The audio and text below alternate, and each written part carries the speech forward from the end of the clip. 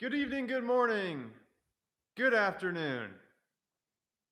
My name is Jeff 0% Credit Crypto Sekinger. So we're going to get started here in a minute. It's going to be a very, very valuable live. Get ready with some questions because I might just answer them.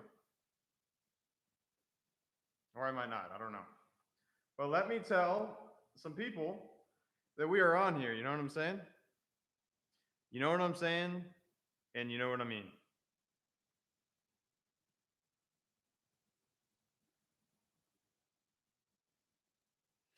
So in this video, we're going to be talking about quite a few things. We're going to be talking about the crypto market and really timing, like timing on the market, because literally timing is everything, right? You could have bought, Bitcoin at 20K in 2017, and you'd only be up 3x. But you also could have bought it during the whole, I can't even say the word because I won't monetize the video, but like 14 months ago, and you'd be sitting really pretty.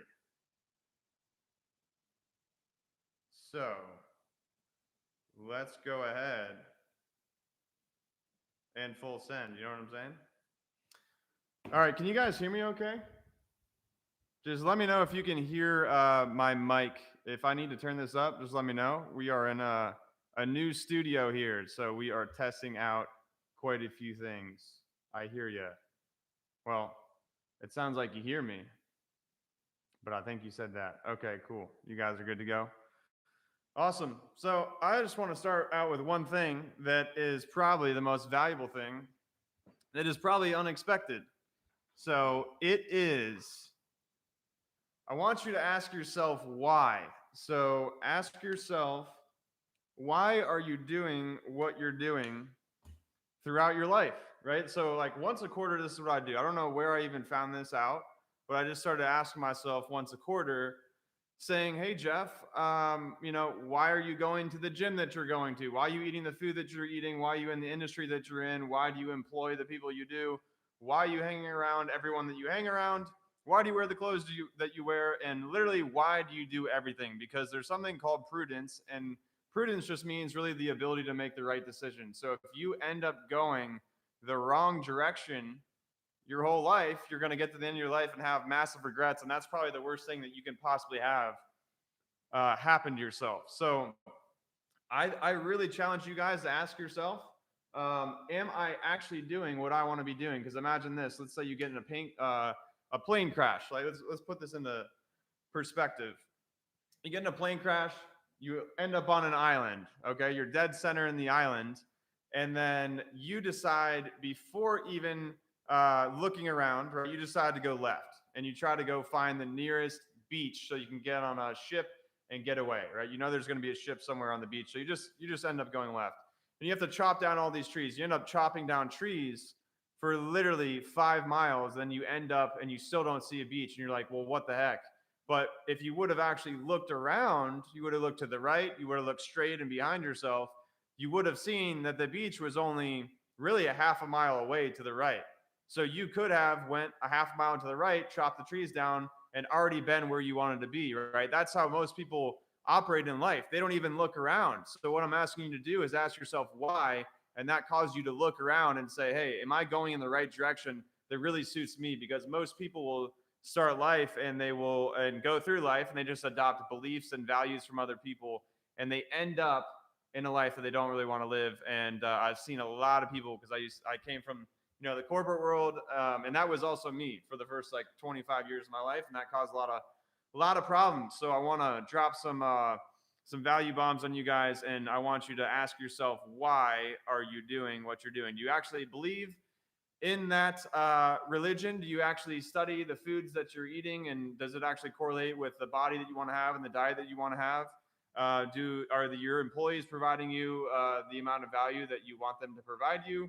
Are your friends actually adding value to your life? Ask yourself why on literally everything at least once a quarter, and watch your life change. So let's go ahead and jump in to crypto. So the main point of this video is to talk about kind of where the market is at, and also talk about timing, because again, timing is literally everything. So we are So as far as like timing goes, we're expected to be ending here in about, so what is it? We're in April.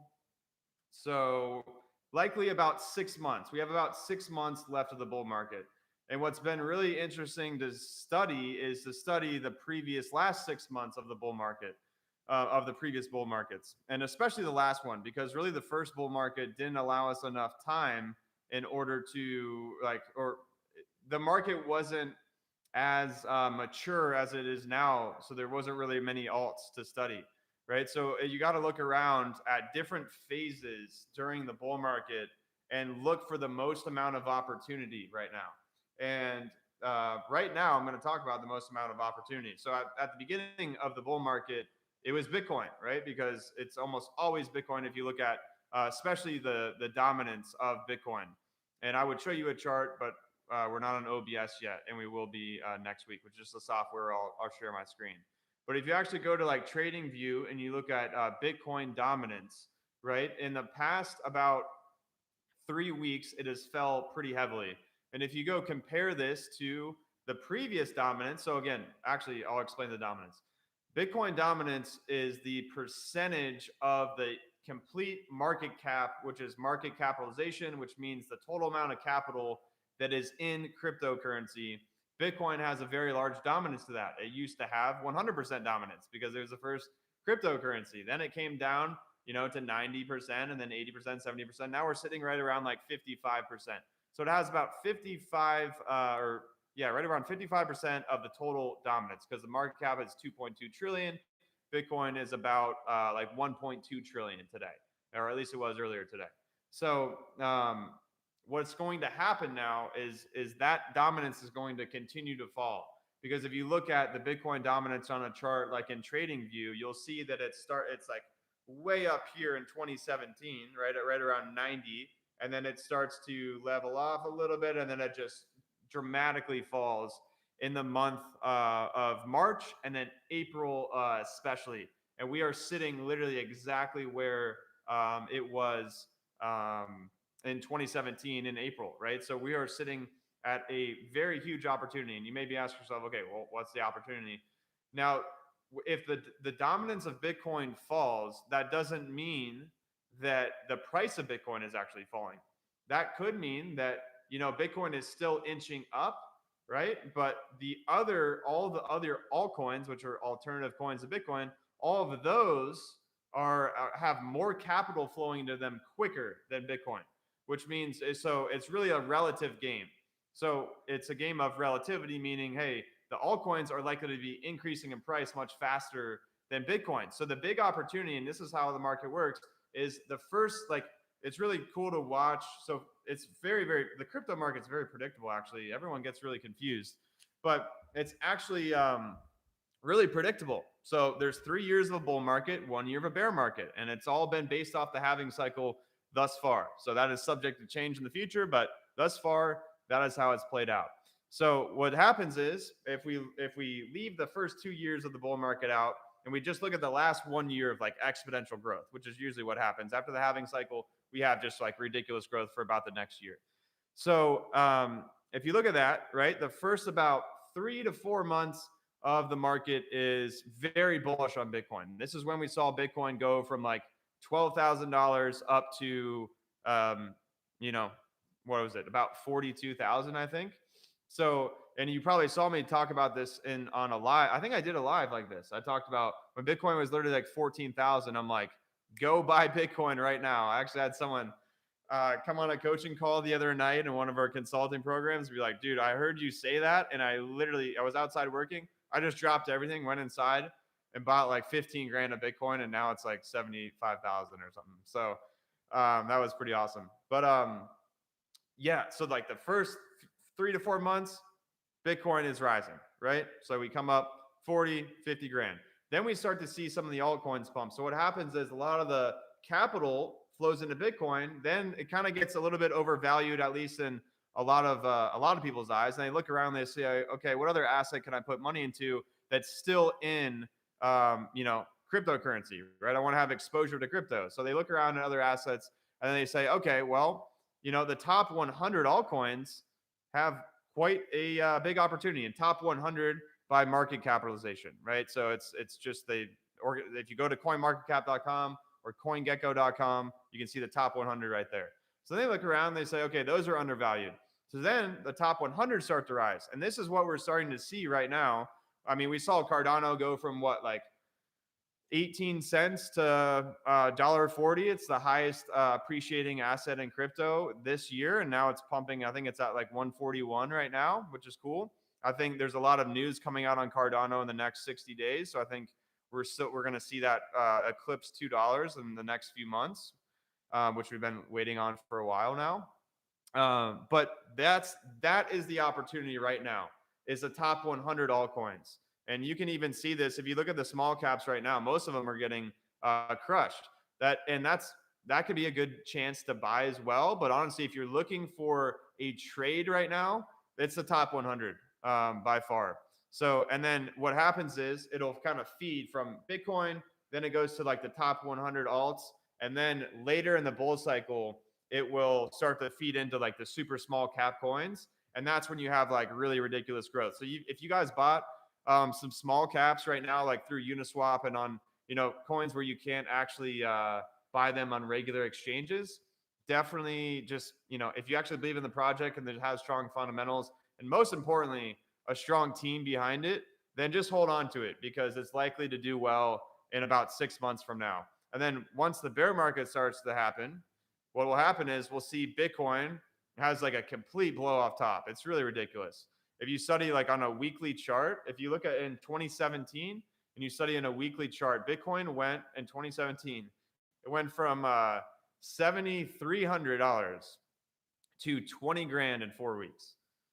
7,300 to 20 grand. So it almost 3x. So it almost went up 300% in 4 weeks. That's like the blow off top that I'm talking about having.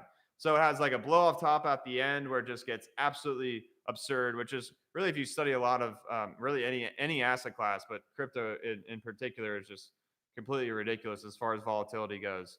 That's what happens. We have like just straight up euphoria, and then we have just straight up fear and a massive bear market. So I don't think it's going to be as big of a bear market, but I do think we are still going to have a pretty large bear market. So that's what happens. Bitcoin will drop, and then the alts kind of lag, right? So the top 100 alts will lag. They'll actually continue to go up, or at least they did previously. So the top 100 will continue to go up for usually about 2 weeks after Bitcoin starts dropping. And then what will happen is and then the small caps will keep rising a little bit, and then we'll just see a domino effect of Bitcoin continue to drop, the large caps, and then small caps, and then everyone poops their pants and quits their job and gets out of crypto. And then we buy, right? We buy. If you guys are watching this, we buy. When you smell the poopy pants, you go and buy more crypto. Okay. All right, cool. Let me think. Oh, as far as just like news this week, I think it's a really important to know is the Coinbase IPO, right? So I think I'm going to buy some Coinbase, but I think what's even a bigger play, which I told like the 550 people in our private group this morning, another like good equity to buy is just VYGVF, which is Voyager's stock, right? So that's also a solid play. I think that they're undervalued. I think they just eclipsed like 2 billion under management, which is pretty cool. So I think that I'm up like 95% on their stock in the last 3 months. So I think that maybe it's the last 2 months.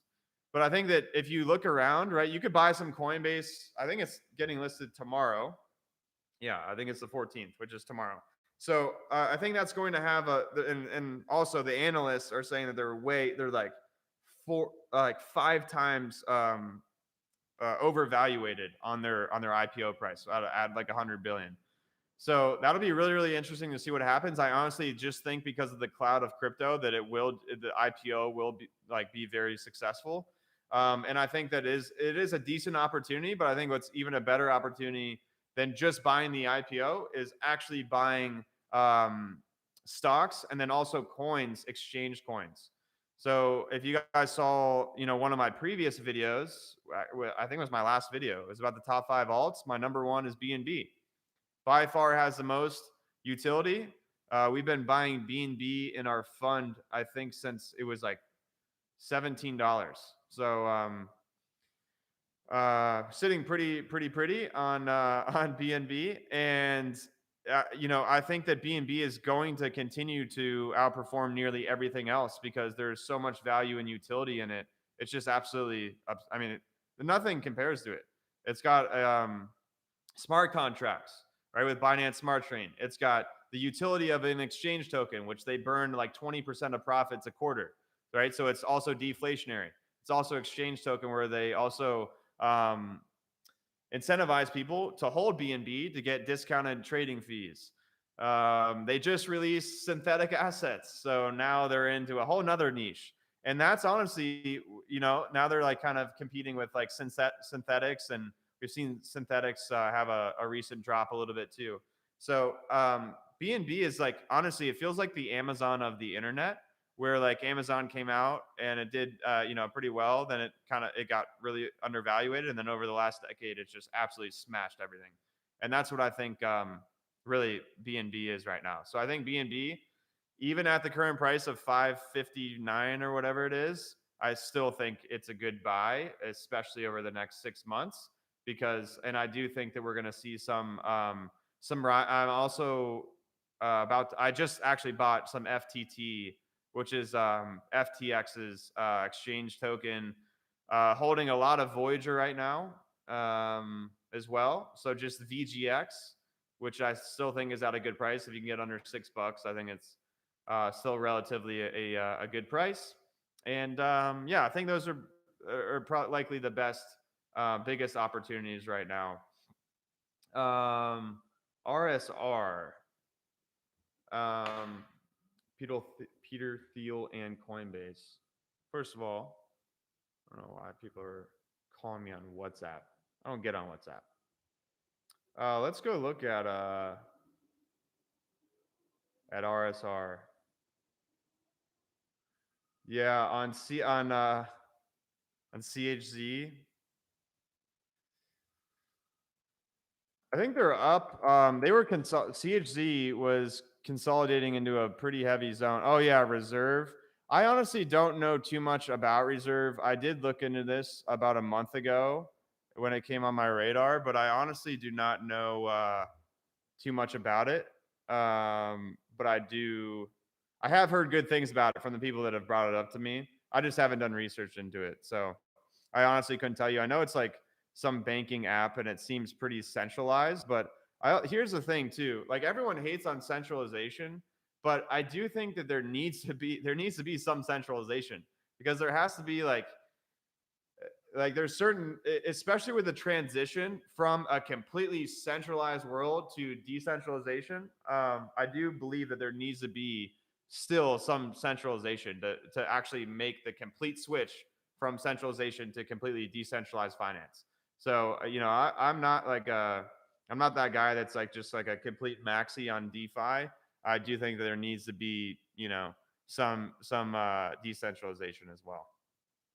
But honestly, I'll do some looking into reserve rights this evening, actually, because you're like the third person that's kind of brought that up. With Chili's, I am still bullish on Chili's. They're sitting at 50 cents.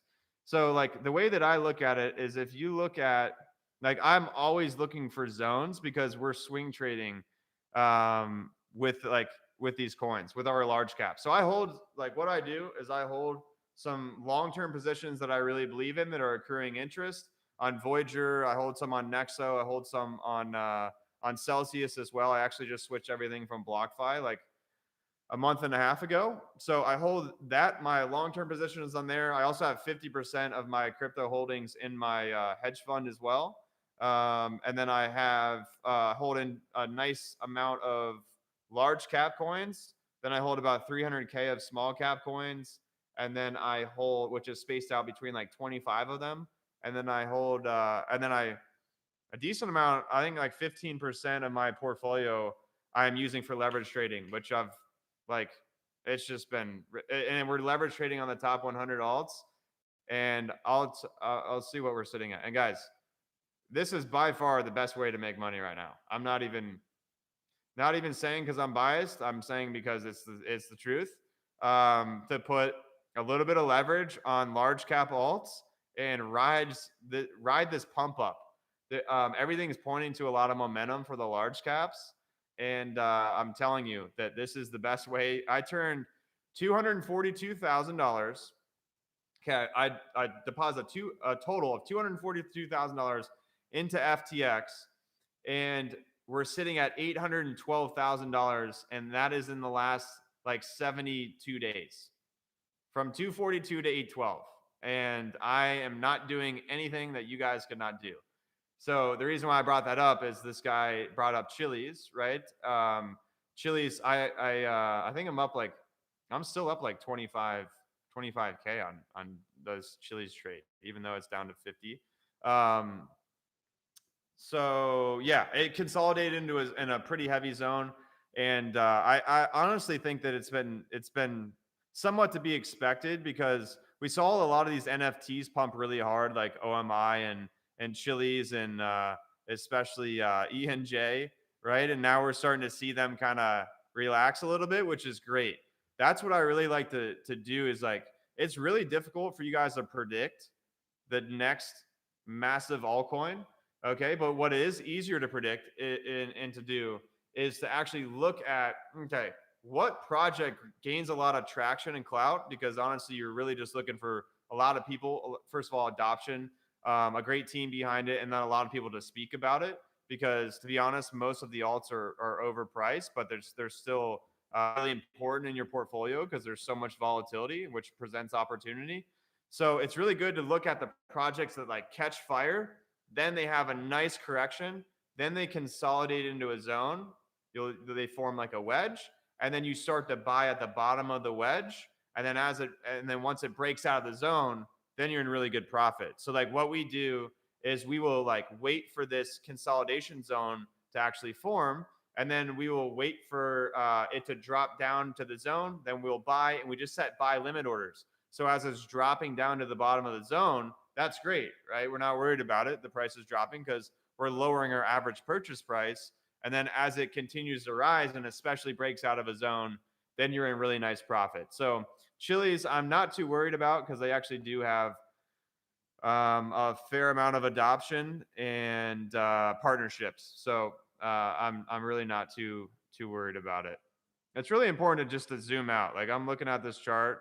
If you zoom out on the 3-month, guys, like Chili's was at 1 cent, 1.9 cents. Now it's at 50, right? It's completely normal if it goes from 1 cent to 86 cents for it to come back down to 50 and consolidate for a little bit. So yeah, it's really important to zoom out. A lot of people get caught up in just like the really short-term price action.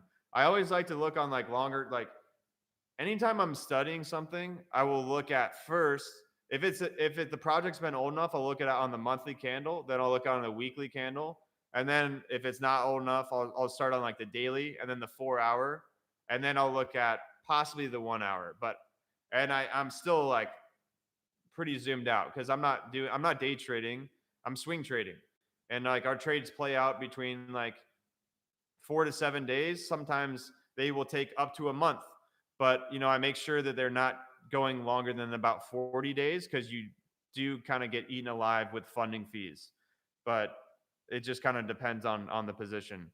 So like if you guys are doing some type of leverage trading, the two things you got to worry about is the liquidation price and funding fees. And we've figured out how to completely remove the liquidation price. So we're not even worried about, like, we took the biggest risk away from trading. If you're in our private group, you already know. You already know exactly what we're talking about. We don't even worry about liquidation prices. We just wait for it to 100% return. And because when it moves 10%, we gain 100% because we're on 10x leverage, but it's actually, it's using something called cross margin, which means it pulls from your available balance. So we keep a higher available balance and we completely reduce the risk of leverage trading, which is super cool. Yeah, XRP. So I think I saw something about like I think I saw something about SEC. I haven't done a ton of research into the SEC with XRP. I am considering going on Bybit and throwing a little bit of USDT leverage on on Ripple, because I have heard that the sentiment is actually turning a little bit in Ripple's favor. And if it does actually turn in Ripple's favor, we're going to see it rip like pretty hard, which it already has, right? It's like I think $1.50, but I think that's pretty exciting to see them kind of getting out of that. And I think it's actually more important for crypto because really the SEC, like everyone that SEC has sued has kind of just settled. They've just settled the lawsuit. So, um, it's really interesting to see. This is like a crucial point for crypto because what's happening is, which I think also I'll bring up another thing about ICOs. I think a lot of people are going to get sued for ICOs, but I think what I think the SEC is kind of crapping their pants, right? Because they're the Securities and Exchange Commission, and now all these companies are getting around like launching securities by launching tokens. So they're pretty much just tokenizing these assets. And now the SEC can't really do too much, but they're trying to just go after the US companies, and they're honestly kind of losing almost all of them. So if they lose against XRP, that's going to be really good for crypto and really bad for the SEC, because that's going to give a lot of people a lot of confidence to really just launch whatever token they want. And that's honestly, like, I think that's probably one of the coolest things about like what's happening in crypto right now is they're creating synthetic assets. So like if we wanted to tokenize this phone, this iPhone right here, we could tokenize this iPhone and we could trade this iPhone on an exchange that runs for 24 hours, right? The reason why crypto is blowing up is because finance is a dinosaur, and now there's all these solutions that are better than traditional banking and traditional equities and all these things, because now we can trade 24/7. We're not actually limited by an exchange, right? Like on the whole thing that happened with GameStop, everyone was really pissed off because the retail investors lost because the hedge funds controlled the exchange, which is really unfortunate. And now with synthetic assets, that's not going to be the case, which is really, really, really cool to see. And I love to see that Binance is getting into it. Again, I think like Binance is about to be a monopoly. They have like complete control over the market, which is, really, really cool. Harmony. So I think Harmony has a lot of room. I think that that's one of the better buys right now, honestly, because it is like I think I just bought 5K like a few hours ago. Actually, I don't know if I know I deposited money to buy it. I don't know if I actually executed it. Let's see if I did that. I'm pretty sure I did. But yeah, I hold a fair amount of Harmony, and I'm going to continue to buy if it keeps dropping. And actually, our fund just bought some Harmony as well, and we set some buy limits lower as well. So, oh yeah, it's down another 8.55%. Let me look at the chart here.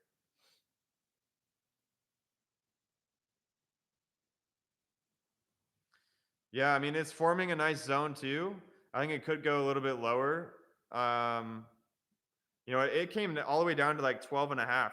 I think it could, come back down a little bit towards like 13. But I think as we progress through the rest of this month, I do think that one will pop, because here's the thing: is it's in the same category. If you look at Avalanche and Dot and Solana and BNB, but BNB has so much utility, it's kind of hard to compare anything. Ethereum, right? It's got the network effect because you can build dApps on top of it, right? You can build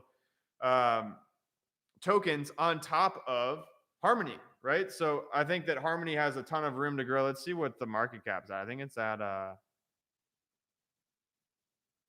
it's only at 1.3 billion. Yeah, so like if we just looked at just what I think is a very realistic move in the next like 60 days would be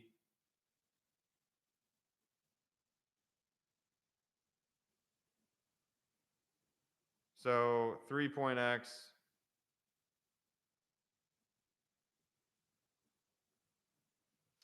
So I think it could go to about like 53 cents in the next like 60 days. I think that that is a possibility. But I do think that like by the end of the market cycle, it could be right around $1. So I think that's pretty realistic, honestly. Is right around $1 towards the end of the market cycle. So I do think that Harmony, it's not a complete 10x, but I do think that it has a lot of room to grow. So I'm still very bullish. And honestly, the reason why it's not just another like network effect token, it's also because of the team behind it. Very strong team, and I really believe in just investing based on the people behind it, because ultimately that's what businesses are, is people. So Nicholas, I don't recommend. So it like great question. Do we full send BNB? That's a great question. Here's the thing: is like it had this historic rise to like $646 or whatever it was, right around 640, and now it's consolidated back down to 550, which is great. And honestly, it hasn't consolidated for very long. I do think that it's going to pop tomorrow based on how the IPO goes tomorrow with Coinbase, because if you look at the valuation of Coinbase, it is way higher. When you actually compare volume of Binance.com to Coinbase, Binance.com just eclipses Coinbase. So like if Coinbase is going to be evaluated at 100 billion, Binance has so much more going for it. It's like Binance, it's not even really comparable to Coinbase. So I think that Binance will be. I do feel like it's the Amazon of the tech world right now. So I do think that it's still a good buy. It In your question, it really depends on what you're trying to do. So like that's why it's really hard. Anytime you guys go and ask someone about, hey, should I go buy this? Well, they don't know your goals. They don't know your risk tolerance. They don't know all that. They also don't know your time frame, right? So if like for me, I got into a few leverage trades today with Binance, right at about 550. So like I'm trading the coin futures on Binance.com. Let's see how that's doing actually. So we're sitting at a 9.62% gain. So in like 4 hours or whatever.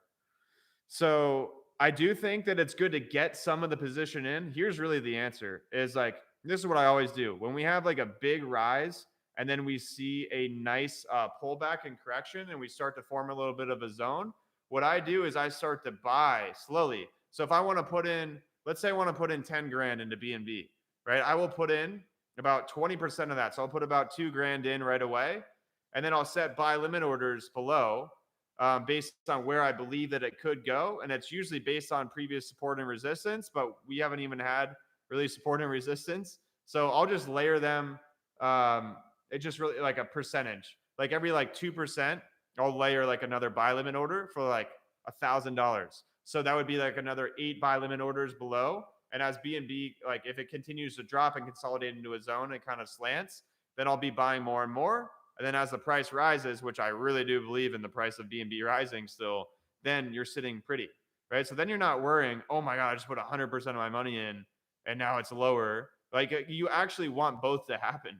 You want the price to go down and then you want it to go up, which is great. And if either one happens, you win, right? So like that's my thought. It's just dollar cost averaging on the dips. Like that's really the answer in crypto is a dollar cost average the dips.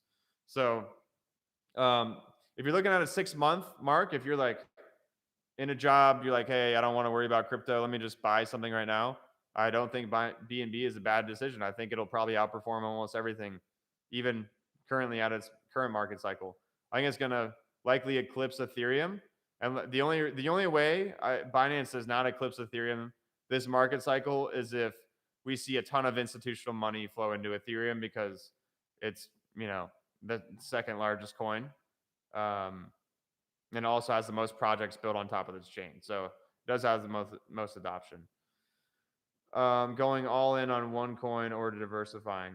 I mean, really, I'm a huge fan of just like sticking with, like if you guys are looking for the highest expected return, which also incorporates the probability of it actually being successful, like the trade and asset being successful. So it's not just like, oh my God, it could go to $400 billion, right? No. Okay. Well, you also factoring in what's the chance of it actually going to 400 billion. I do think that the answer is like, as far as the highest expected return, are the coins with a network effect, which is BNB. I'm honestly not buying Ethereum anymore. I'm just very, very underwhelmed on it. I got out of I got out of Ethereum. I still have like 30 grand, I guess, of it on Voyager. But I got out of the vast majority of my Ethereum, and I went 60% into BNB when it was sitting right at 300 bucks, and then I went the other 40% into Harmony, which it's thus far it's been successful for me at least. So I am a big fan of one. And to finish my rant on the network effect coins, I do think the biggest opportunity as far as like expected return is like Dot. I think Harmony's absolutely one out of in there. Avalanche, Cosmos, Solana. So like all of those, I'm a big fan of. So if I were to say, hey, I have 10 grand, what is going to have the highest expected return? It would be those network effect coins. That's where I'd put them.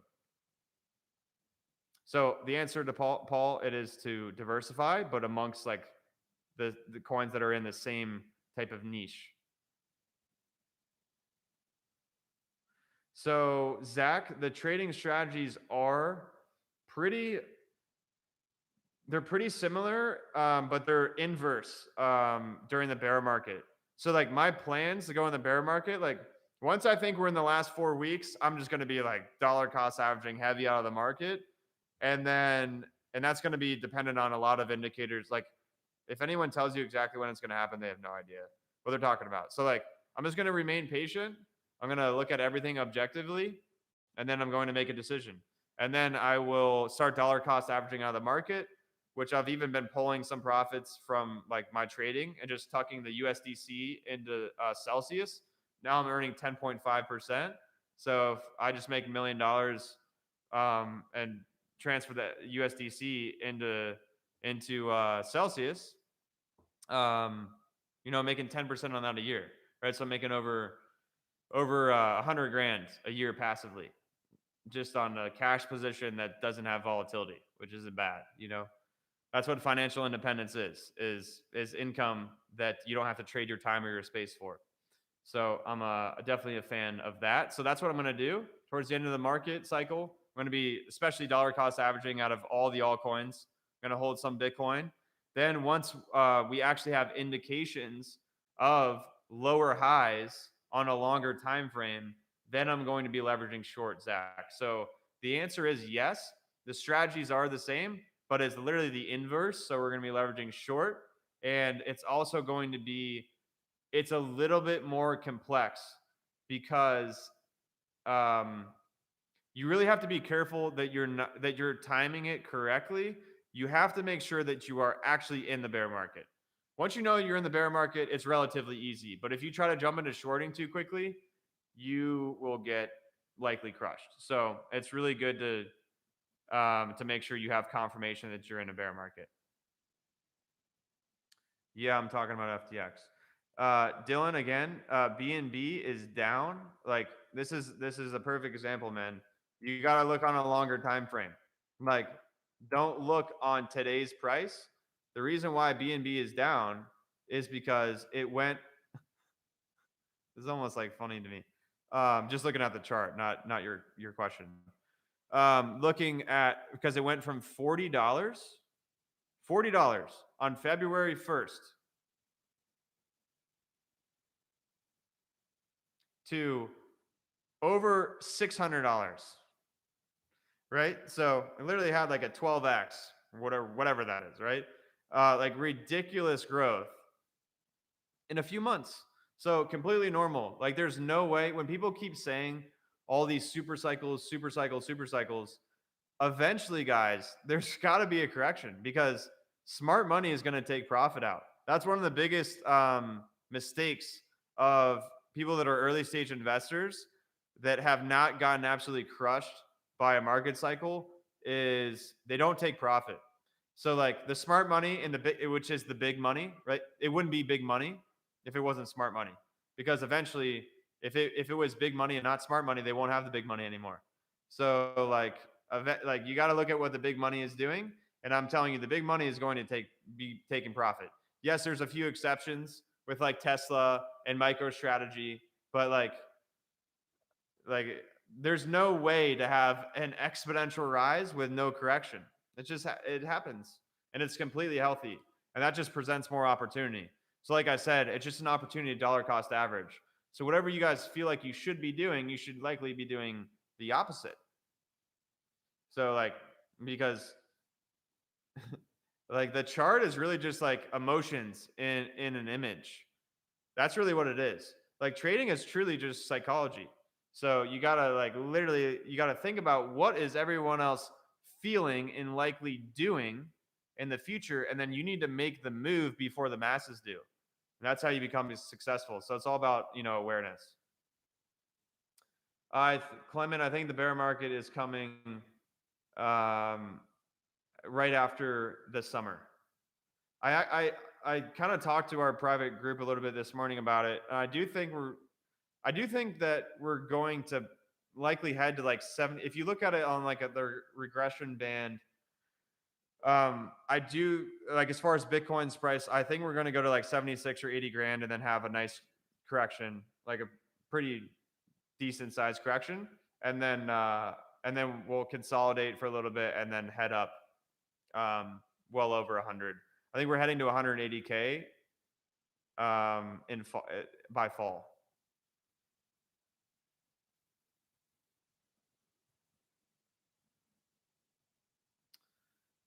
Got a lot of questions. So yeah, Lewis, I actually do like I actually just withdrawed more Bitcoin to trade into Harmony. So I probably am going to trade a little bit more into Harmony. Yep. But the answer is to not go all into one thing, right? Because what if all of a sudden the Harmony, executives get into a plane crash, right? Like the project's going to likely die.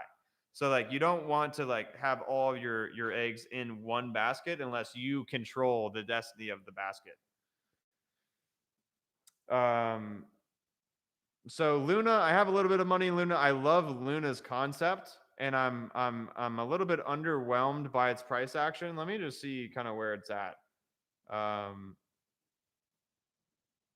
I actually really do like Luna's concept.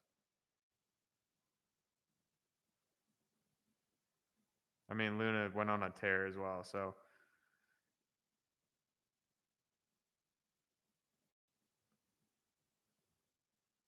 yeah, I think it does look like it is forming a nice wedge right now. I mean, I was even looking at buying Luna today, but I think I'm going to hold off a little bit longer because I do think it's going to head a little bit lower in the short term. And when I say a little bit lower, I'm my like price target to actually buy is like right around like 13.9 or 14. So I think it's going to head a little bit lower. So I'm likely to get off this live and play some buy limits on Luna. I do believe in the project. BNT don't know too much about it. Doge, not a fan of Doge, even though because it's just a big joke is like what Doge is. I know it's kind of now getting pushed like mainstream because of like Snoop Dogg and Elon Musk.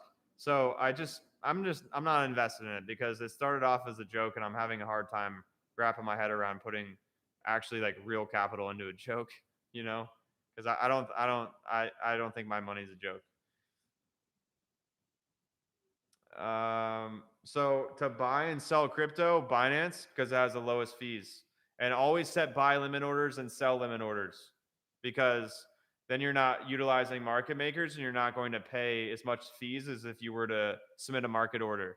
So like do not go on to like BlockFi, and even Voyager hasn't been very good. They're not as bad as like BlockFi. but a lot of them will like throw in a nice size fee into the price that says no fees, but you're buying at a higher price. So like I really recommend to go just buy on Binance, buy on any exchange where you can set limit orders, but I like Binance the most. I do not see BNB going to 200, but I do definitely see it going to 1K. But you know, there's always a probability. So yeah, great question on SNX. I do think that SNX, you know, BNB's like, here's the thing. I'm earning like 15%, or actually it's 14% on Celsius holding SNX. So I kind of have a hard time like letting go of it because I really do believe in synthetic assets.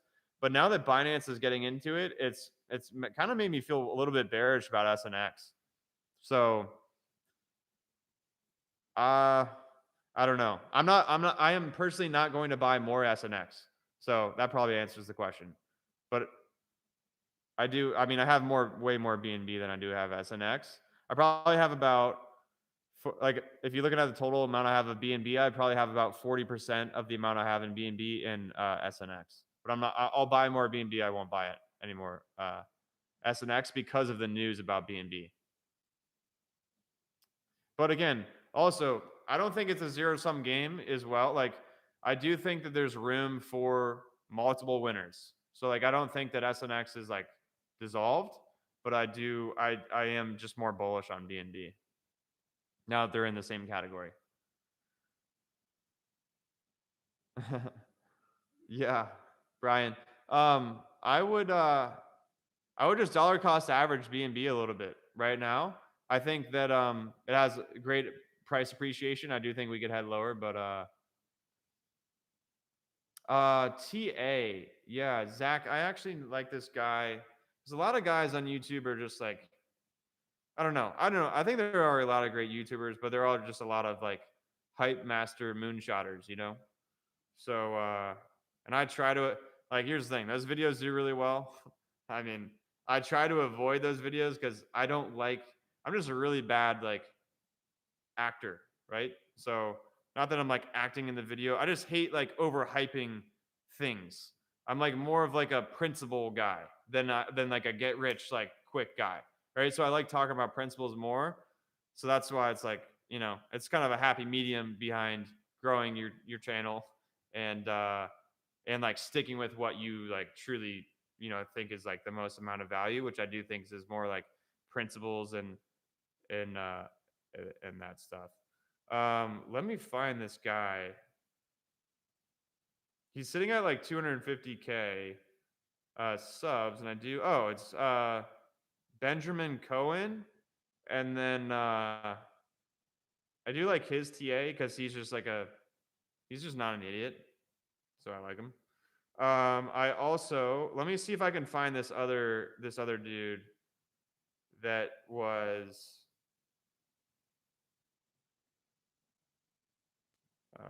this might be it. No. Bummer. I don't have it saved. It's this dude that's really good on the macro that I actually really, really like. And he looks at on super long time frames just on Bitcoin. And like what you guys need to really realize is like Bitcoin, it's the best way to study crypto is to study Bitcoin first because it has so much of the dominance still. So like after you study Bitcoin, then you look into the other alts because a lot of the alts will follow the path of Bitcoin. So it's really important to like really study. I'm trying to find this interview. I don't think I'm going to be able to find it.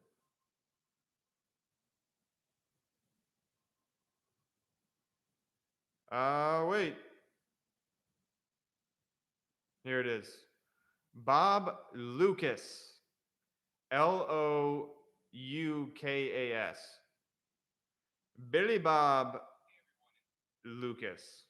That's not actually Billy Bob. It's Bob Lucas.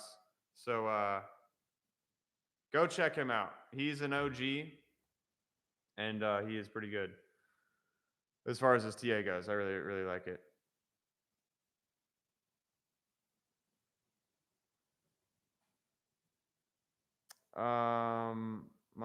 I'm trying to figure out, okay, I got to, okay, so I have capital gains question. I'm in Orca. I understand taking a loan against my profit, but what's the end goal? Do I die technically in debt? Um, yeah, so like, first of all, here's like, if you want to know like a real billionaire secret here, here's what you do.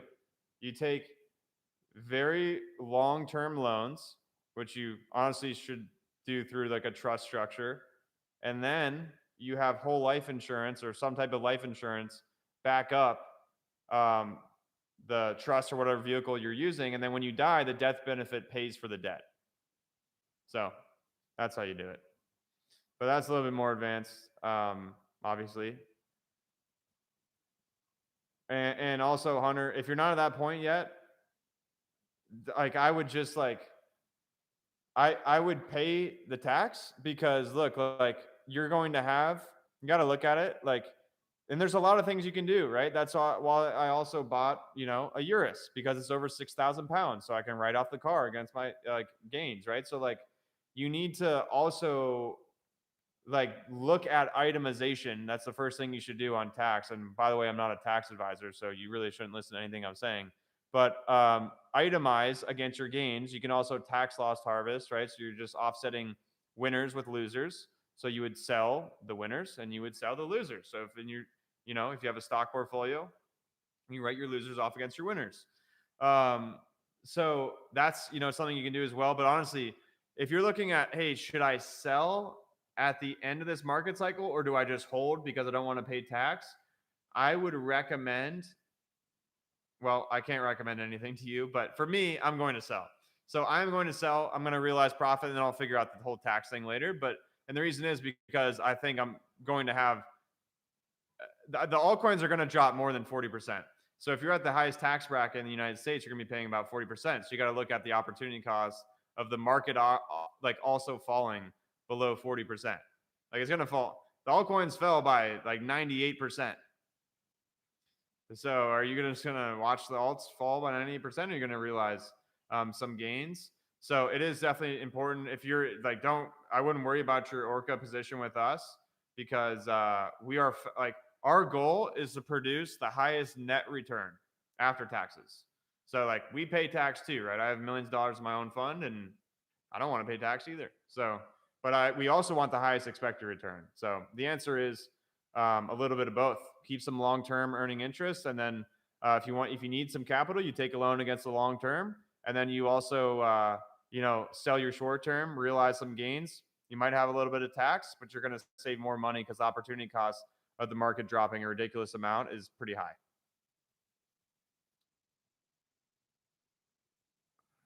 Braden, we are hiring. We literally for 0%.com, which is our financial consulting company, we literally have an initiative to hire like 6 people, like in the next it's in the next 80 days. In important positions too. It's not like and if you account for like all the support positions, it's probably like 12.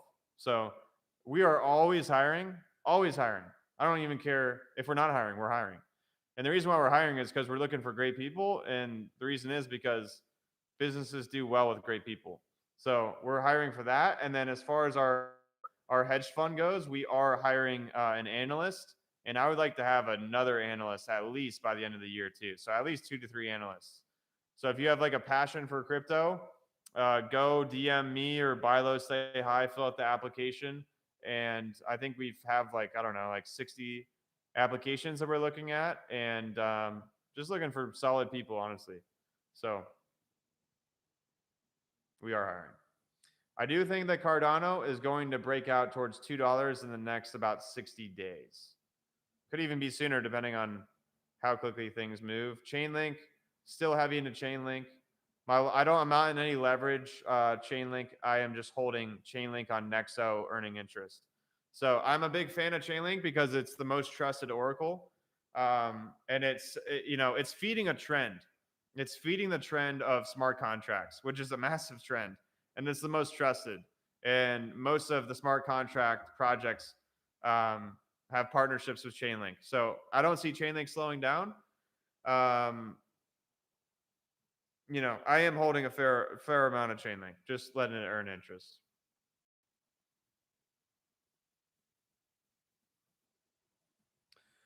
Yeah. So like, here's the thing on withdrawing funds. Yes, it is. So Steven, yeah, there is. So on a few exchanges, what was it? Well, I guess I did that. That was still a delay because it was on Coinbase.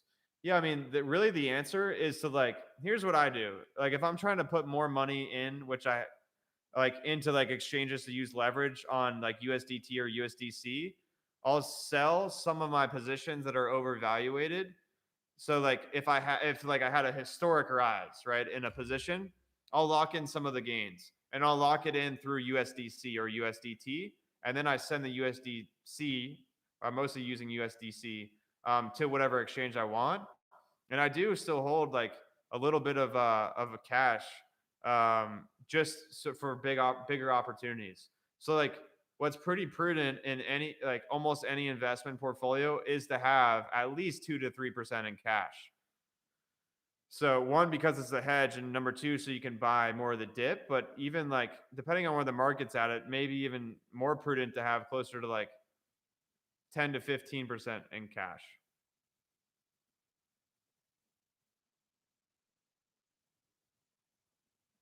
Yeah, Steven, appreciate it. Uh, Definitely looking. I mean, honestly, it's been really cool to see. Like, I was at an event this weekend. Shout out to Scaling with Systems and Ravi Patty Abuvala. So I was at his event, great event, and it was ridiculous amount of people that came up to me like, "Hey man, I made 20K, I made 15K, I made 50K." It was just crazy the amount of people that came up, and people were like buying Teslas from the IC. It's pretty. I mean, it's crazy. It's pretty crazy. I'm like I said earlier on this live, turned 242 into 830 grand in like just like 60 days, 70 days or whatever. I'm gonna answer like two more questions, and then I may go eat an uncrustable. Don't tell anyone though. Have you messed with Loki and Oxygen? No, I have not.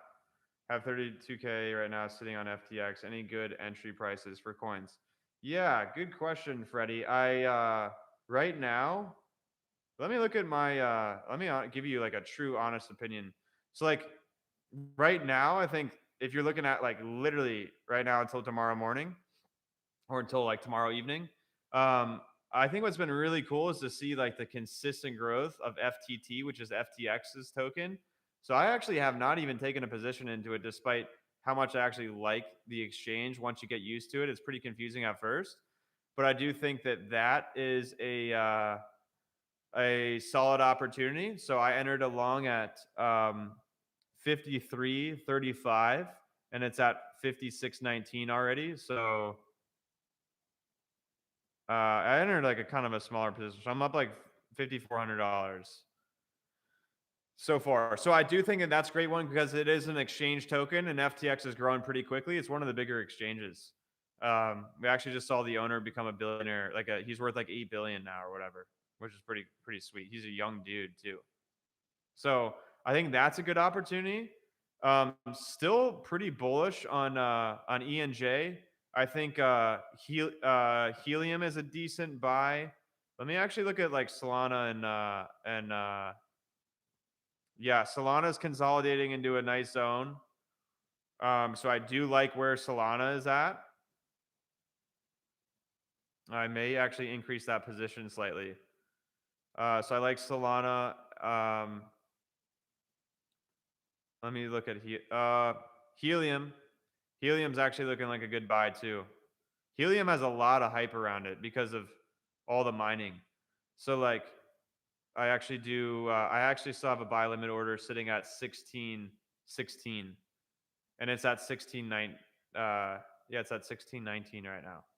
So I do think helium's a decent buy right now too. And then VJing erupted today. I'm happy I got into that. Oh wow, yeah, it really did. Yeah, so I would say those. I like exchange tokens just right now because of like where we're at. But I do like where helium's at. I do like despite FTX, like really it's FTT's historic rise. I do like the consistent growth of the project and the exchange, and I also like where it's at right now relative to the news that's about to drop tomorrow with the IPO. So I do like that. Oh yeah, congrats if you guys took my Dash trade like 6 days ago, you'd be up 122% right now. So I'm probably gonna realize some up 38 grand on that. I'm probably gonna take. So like this is what I'm doing, guys. I can't show you exactly because it would take forever, but I'm playing like 10 positions and I hold about three longer term for like when we have this massive pump in alts, and the other seven I'm playing once I reach 100% gain, which only has to move 10% because we're on 10x and we have no liquidation prices because we keep our available balance high, and it's a cross margin platform. So like if that just all sounds like gibberish to you, um, I you're gonna have to like probably join our group or something because it would take quite a while. Maybe I'll do like a demo on this or something. But but yeah, I like any. So the other seven projects, I just wait for them to have 100% gain. I'll set a take profit and sell at 100%, or I'll just let them rise, and then I'll start like dollar cost averaging out of it once we breach 100%. I also like to implement trailing stops. So I honestly will probably just implement a trailing stop on Dash. Yep, I'm gonna do a trailing stop on Dash right now for probably negative about 20 because we're sitting at 304. So that would bring it down to about 284, which is I'd like it to be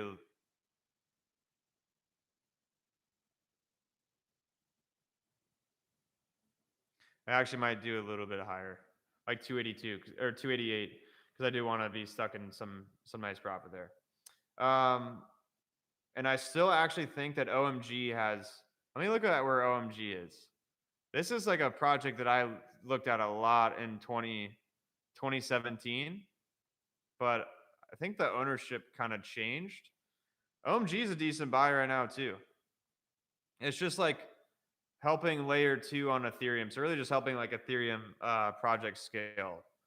So like that, and then what's the other? Oh, Cartesi.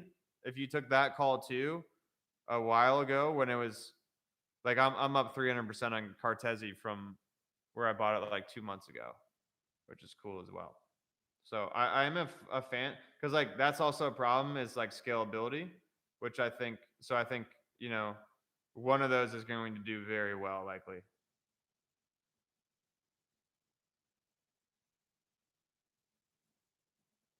Oh, Brian, great question about ADA Bull. Uh, what I would do, man, is I would switch out of it and I would go into the regular futures, the perpetual futures. The reason is because like you can control it very similar to like like you can get almost the same pros as the bull position through the regular futures contracts without the cons. So I do think that like I am not doing bull anymore because of you have to time it very well. And when you have like the price action with Cardano just completely screwed up that bull position because when you have like volatility in a zone over and over again, it tries to keep you exactly at 3x leverage. So it'll sell some of the position on the way down and then it'll buy back in on the way up. But over time, it actually brings it down. That's why like Yeah, I'm a fan of you even exiting at a break even at a loss. Like it's just a sunk cost, but you're not at a loss, so that's good. So if you do want to win a little bit more, I would put one of the projects I just talked about. I'd put some like if you want move some of that into a leverage position on like wonder where Cosmos is actually at right now because I don't we had a nice gain on there too, but I think it's actually pretty high in this zone. Yeah, that's at 25. Yeah, not a fan of buying it where it's at. I would just look at another smart contract project, like possibly even Avalanche or one of the ones I just mentioned, like Helium, OMG, Solana. I do actually like Solana right now. If I'm looking at like a smart contract platform, I do like Solana at almost as far as the price action goes. Okay, I'm gonna answer like two. Yeah, Mike, you gotta be in the IC, man. I'm surprised. You're always taking action on a lot of our stuff. I'm surprised you're not in there yet. But yeah, so you do need to have a VPN on most of what we're doing. It's very simple. I mean, you just go to the app store and buy a VPN. It's like I think I pay $10 a month. There's also free VPNs. I just don't like to look at advertisements. So very easy to do. Like honestly, here's another gold mine or gold nugget for everyone. You guys should always be using VPNs. On any time you log into crypto, use a VPN. Even if you're just placing it in Canada or I don't know where you live, right? But even if you're placing it in the same country that you live in, and the reason is because it puts another layer of security on your accounts. I heard someone today, or actually I don't know if it was today. Heard someone talk about like exchanges not liking you using VPNs, which I could see why, but also, I mean, I'm going to protect millions of dollars before I worry about what they really care about.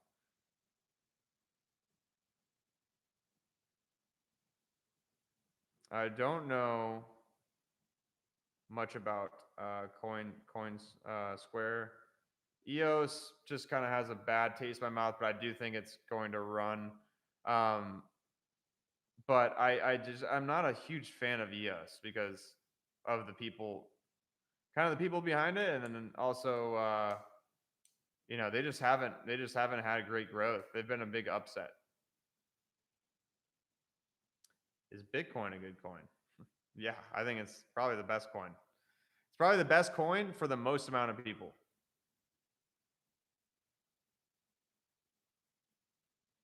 Yeah, Brian, I think that's a good idea. Take some gains out of the stock market. I actually might take a little bit more out of some stock positions. But I like if you want to keep it on the same portfolio, listen to the beginning of the live where I talked about VYGVF, which is Voyager's stock. I think that has a lot to go as well.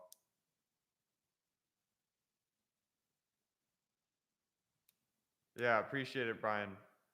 It is really cool, guys. I mean, I really, really like what I do because like so many people get stuck in life and like jobs they don't like and stuck doing things they don't enjoy because like work is like 60% of our lives. So if you guys figure out this finance game, this money game, this income game, and you make smart decisions, you'll completely change your life. Like you can have like a purpose driven life based on like what you really value and be able to impact other people. That's why I love what I do because we're giving like the freedom of of people having the ability to make the decision on what they want to do with their life. It's a big deal. People get stuck with worrying about all this stupid stuff. If you just put some focus on money and income for like a decade, you could have the rest of your life to do whatever the heck you want to do. And crypto is making it even more of an option for people, which is like really, really exciting. That's why I love underdogs. I love everything that's unconventional because I'm a very like unconventional guy. I'm a Sigma male, absolutely by definition. If you go look that up, that's exactly what I am, and always been that way. And and I think that crypto. That's why I like crypto so much, just because it's the underdog, and it's completely changing lives, and it's making everything more efficient, more effective, and we're at a crucial point in the market. So it's just really exciting. Catching yourself over diversifying. Yeah, chase big wins. I think I need to consolidate and make bigger plays. Yeah, that's another thing is, a lot of people do, they try to like space out too much money among too many small caps. I would just recommend like going pretty heavy into the projects that have the highest expected return, which again I said is like the smart contract coins that have the network effect with like DOT and ADA and Solana and Avalanche and Cosmos. So like I like those a lot. So yeah, I mean there is a thing called over diversification, honestly. If you spread yourself too thin, but it is good to be like, have some diversification, but not like too much.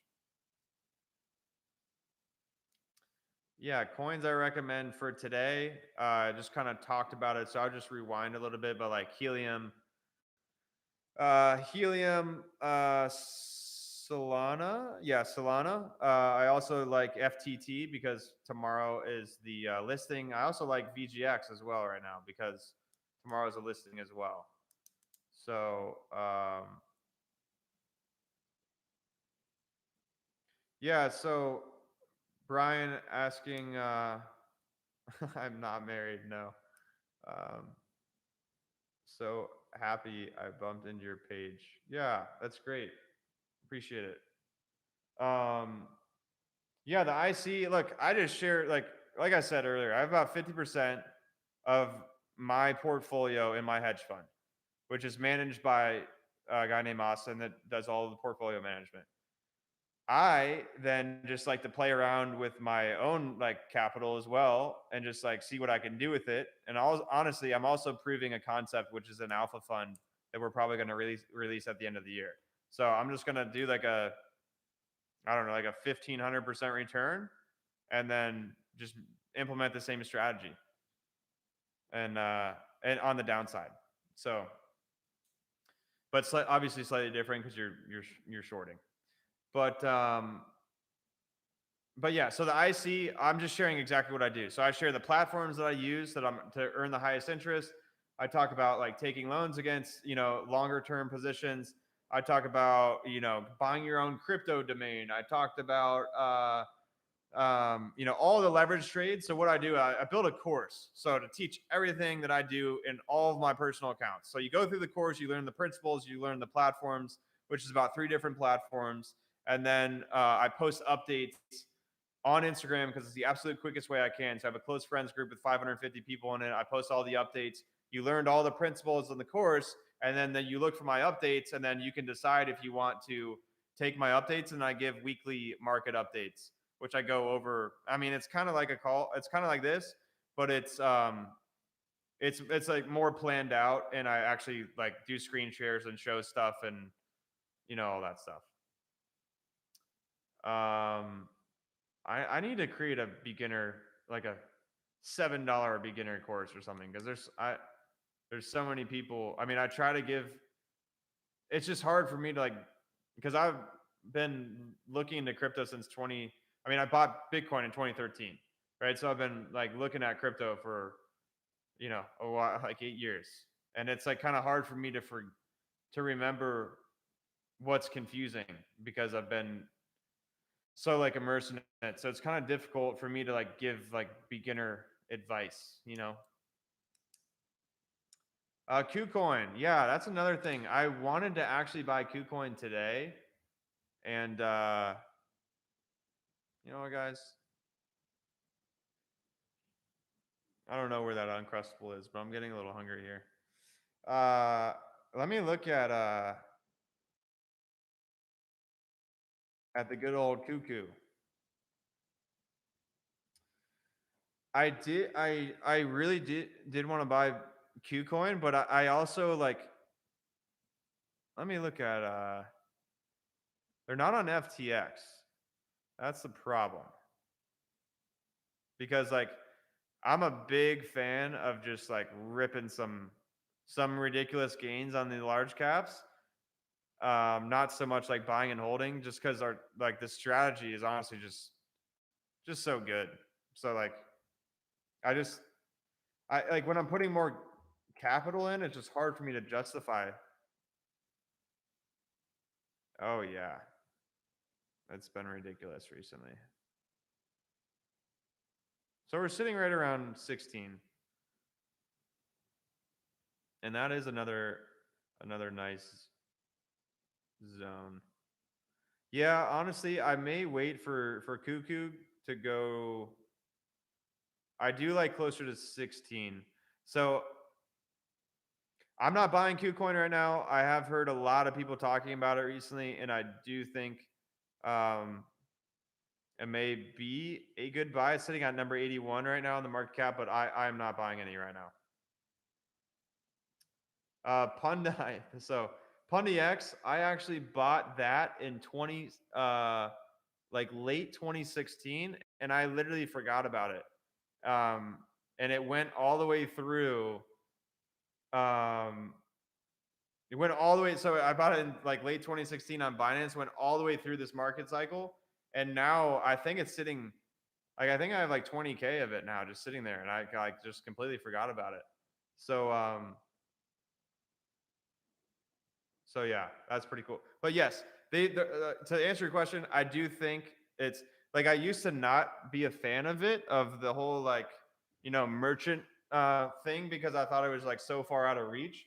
But they're also adding on a lot to the project, like a lot of utility to the project. So I actually do I do like the project still, even as a buy right now.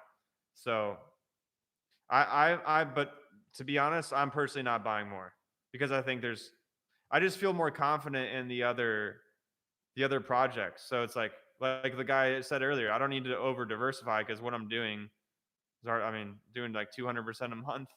So why would I, Brian, I use Unstoppable Domains. I bought like 30 domains, because like the reason why I have 30 domains was also because what's his name? Michael Saylor, at the beginning, like towards the beginning of the internet, he just bought a ridiculous amount of domains, and he's trying to like, oh, what is it? If you go to guys, go to hope.com. Hope.com. That's where it goes. Bitcoin is hope. So like Michael Saylor bought all these domains, and I think he sold one for like 50 million. So he's just holding on to hope. He's like, all these people keep hitting me up about hope.com, and I'm not selling hope.com until someone gives me like 100 million. So like I bought a bunch of crypto domains, because like, so what it does is it replaces like the ultra long address. It replaces that address with like a name, right? So you could buy, like I bought Jeff Sekinger.crypto or crypto.Jeff Sekinger, whatever it is. I think it's like the other way around. And yeah, so that's like, I think that's it's almost like an NFT play, right? Because there's only one domain, right? There's limited supply, but you're buying a crypto domain. So I do think they'll be valuable, and especially in like 5 years. Is Grant buying crypto yet? No, they're kind of like, honestly, kind of like against it. I've talked to them a few times about it. I mean, he has crypto, but they're not a really big fan of it.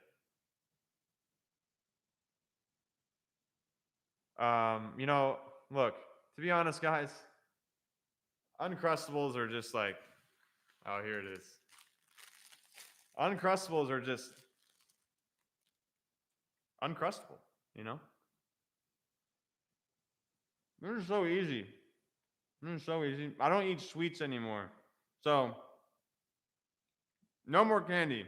Done with that. So what I did, I replaced it about 2 times a week with an Uncrustable. I think it's a good alternative.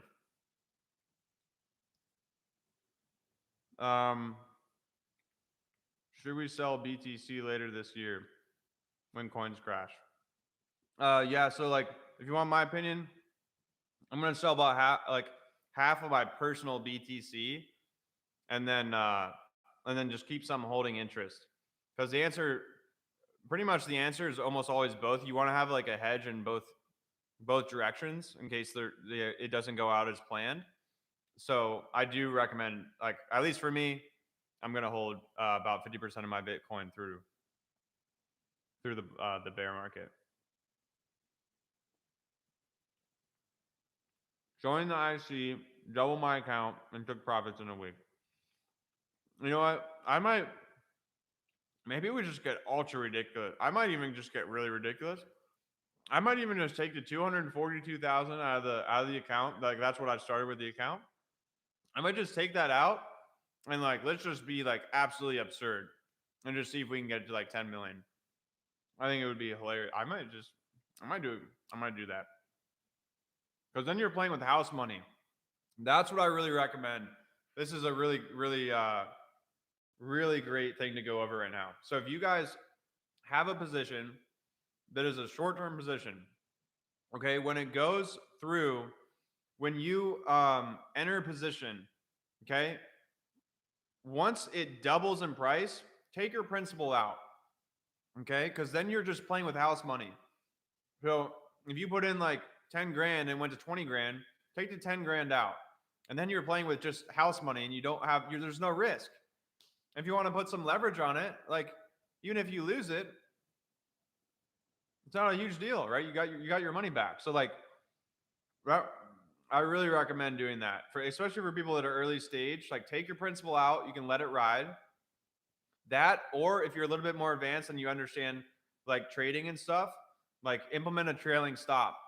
So like, the sell position, which you could even sell half of it as well, but you can sell 100% of it, whatever percentage you want, but enter a trailing stop once you double the position, and then just let it ride. Like, let it keep riding, and then it'll sell once it drops back down.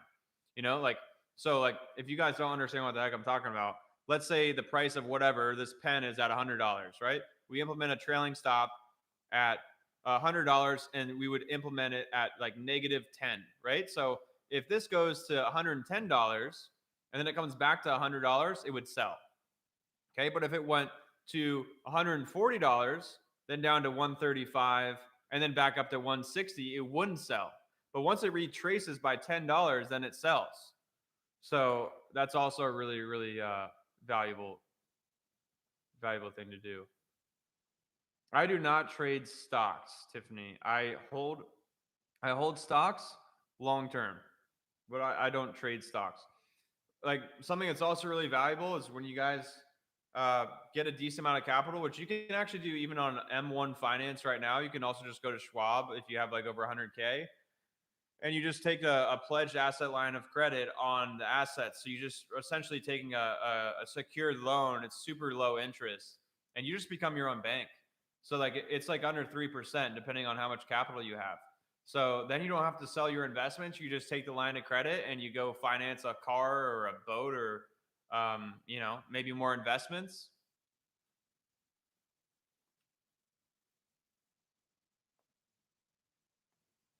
I will definitely check my DMs. Yep. All right, guys. I do gotta get off here. It's been way, way too long. I don't know why I'm on here this long. All right. Have a good one. Thank you.